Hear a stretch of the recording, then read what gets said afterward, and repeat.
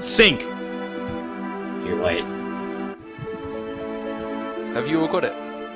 I have it playing. I've got it playing as well. Okay, so I don't know about the Barrett others, goes yeah. in and kills people. Yep, playing for me. Yeah. That's how you do it. So Barrett is shooting the place down or something. I don't know. He's just scaring people. No, it's how you got to do it here. Pretty much.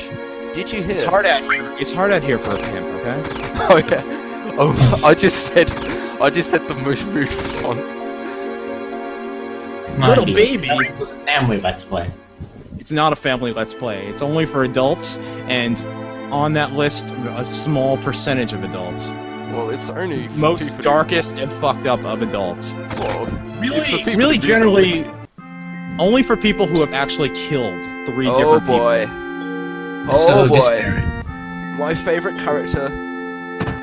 Oh, Marlene? Yeah. It's totally. She's right there, though.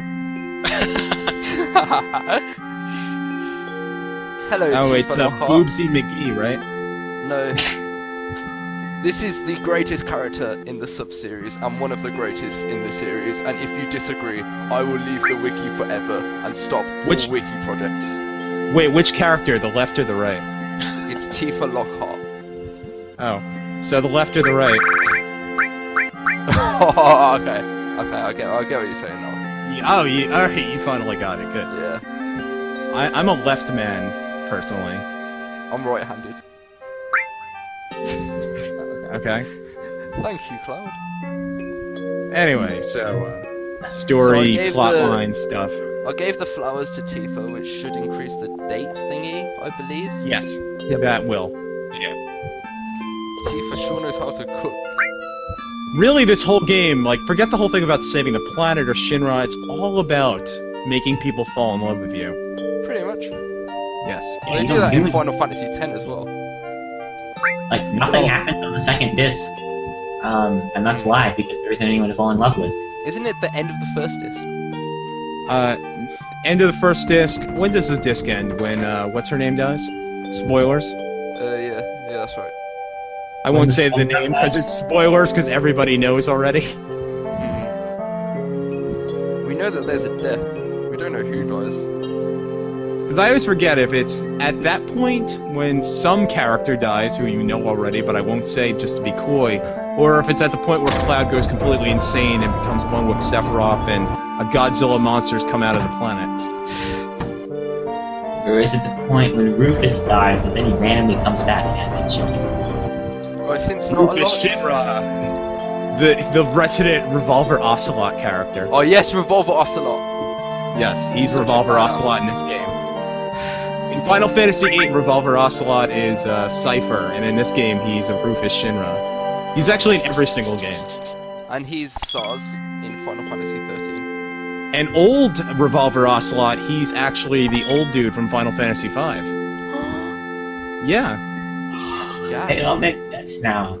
But doesn't make sense his name. They have the same mustache. He's obviously not content with being in every single Metal Gear Solid. He has to be in every Final Fantasy as well. Yes, and he always has an evil plan. Yeah.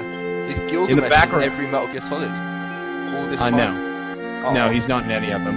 Nah, he's... Unless possibly he's Johnny, the guy who's always shitting himself. Oh, yeah. Okay, so we descend down, and now we see Barrett being summoned up. And then Sin. This is actually a prediction of Final Fantasy X. Yes. The scene That where weird, the blows up. That weird Poindexter news announcer, he's actually Sin. Oh, the mushroom. Or are you impervious to feelings? I'm impervious to feelings. I think the only one on this wiki, the only one on this wiki that is impervious to feelings is Intangible. I was like in Marlene's little thing she was doing with her arms. She was like going up and down. Look, she's doing it again. What's she doing? Woo! She's getting ready to punch out with Barrett. She alternates between the leg kicks and then the arm thing. Doing it. What is actually going on? What just happened? What Barrett beat someone up and kicked them. He killed Wedge just there. Yeah, but what was Wedge trying to do? I have He no got too idea. close. I feel Look, sorry if you for just- Avalanche now. They have to all Look, you get get too beaten up close by to Clever Barret. Lang, bad things are gonna happen, alright? Can We I keep read learning that something? the bad way. Shucks. Money. Aw, shucks. Wait, Cloud. Stop it! You have the worst habit of doing that. It's like whenever you see a word, you just have to read it. Oh, pretty much. Alright, so, I got nothing to say about the scene. So, I yeah. could use the time to explain why I think Tifa is the greatest character in 7. Oh, look at their computer. It's an old Macintosh. Or I could use the time to explain about Macintoshes. Well, old Macintoshes are pretty terrible, so. I'm actually interested in hearing Techno because Why I like like- Tifa. Sure, she. But why do you like her so much? Right, the reason I think she's the Because greatest character I in think 7... there's much more interesting characters in the game, right? Right. So, shit. Right, so Sorry, I think, sorry, go ahead. I think she's the greatest character in 7 for a few reasons. Firstly, she is manlier than most men. Right, no one seems to notice this, but okay, so she's a monk. That means she beats people up with her fists, and then like she is the only one in this game who never whines about her problems. Right, okay, so we have every character has their sob story. I'm not saying the sob stories are bad. I'm just saying that every one of them like talks about it at one point. But Tifa never talks about her problems. She's always like keeping it to herself. So on that basis, she's manlier than most men. And on the other side, you have a character who's distinctly feminine, like obviously easy to love. Like she's like a caring character who's just, I don't know, it's just she's just nicer to be around than probably any of other character except maybe Aerith. So I think for those two reasons, she is my favorite character. That Wait a said, second. It's probably more of a Sorry. subjective choice, to be fair. Wait, I know one other character that never complains about his problems. Which one? Kate Sith. Well, When does he ever complain about his lot in life? he does. I was actually gonna say that not complaining about alright, so not complaining about your own trouble. Are you saying she never talks about herself? Yeah, she never really makes talks about herself the herself. center She's like, of attention? she's like much more selfless than the other characters, and that makes her like much easier to sympathize with, in my opinion. I don't know. I would actually think that was kind of a minor flaw in terms that if she never becomes the center of attention, how can you actually know anything about her as a character? No, but she does get exposition. I think indirect. that is precisely something. Begun, the Tifa okay. Wars have. No, but Discussion going like, Yeah. she does have her Yeah, exposition. we're As falling you find out, into one of it's the- just that when this she field does have her of exposition, gaming. it's more focused on Cloud. That's a problem, I think. I'm not saying she's a flawless, like, 10 out of 10 best ever character. I'm just saying that she's my subjective favourite. And now we're seeing the promise. Well, I guess describing Yes, a why you classic specifically like something is kind of hard. Harmless.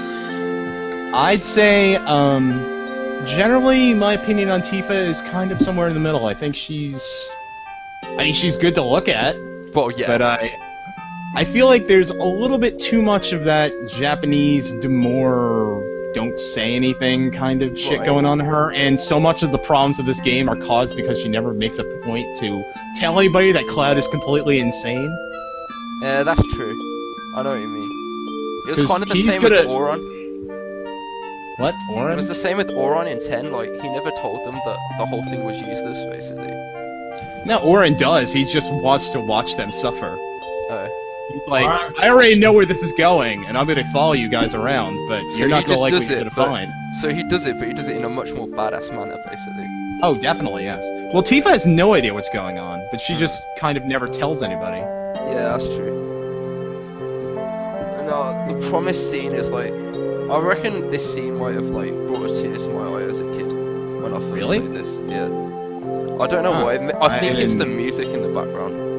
I think it's very well shot, and I like that bit towards the beginning where the two characters in modern times were standing in front of the flashback.